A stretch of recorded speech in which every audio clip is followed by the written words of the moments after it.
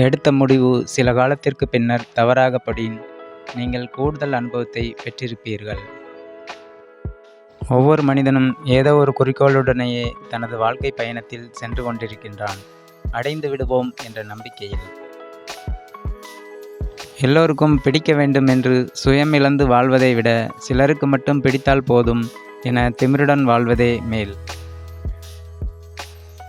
பாதை எப்படி போகின்றது என பார்க்காதீர்கள், போகின்ற பாதை சரியானதா என்பதை மட்டும் பாருங்கள். போகும் இடத்தை அடைந்து விடலாம்.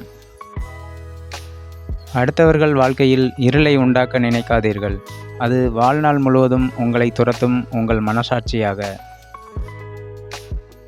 எப்போதும் தோல்வி அச்சத்தில் இருப்பதை விட முயற்சி என்ற ஆபத்தை ஒருமுறை எதிர்கொண்டு பாருங்கள், வெற்றி தேடி வரும். நம்மை ஒருவர் மதிக்கவில்லை என நினைப்பது முட்டாள்தனம், அவருக்கு நம் மதிப்பு தெரியவில்லை என்பதே உண்மை.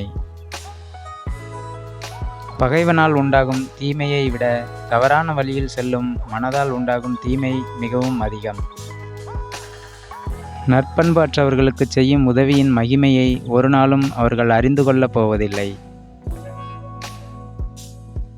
சரியாக பேசுகிறோமா என்பதை விட சரியானவர்களிடம் பேசுகிறோமா என்பதுதான் முக்கியம்.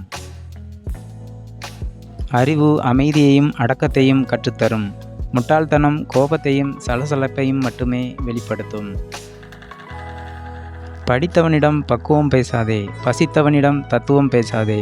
மகான் போல் நீ வாழ வேண்டும் என்றில்லை, மனசாட்சிப்படி வாழ்ந்தால் போதும். நாம் சந்தோஷமாக இருக்கும்போதுதான் அடுத்தவர்களிடம் பேசுவோம் என்றால் வாழ்நாள் முழுவதும் ஊமையாகத்தான் இருக்க வேண்டும். உங்கள் கனவுகள் அனைத்தும் நிறைவேற வேண்டுமா? சிந்தனை மட்டும் செய்யாமல் சிந்தனையை செயல்படுத்தவும் செய்யுங்கள். நன்றி, வணக்கம்.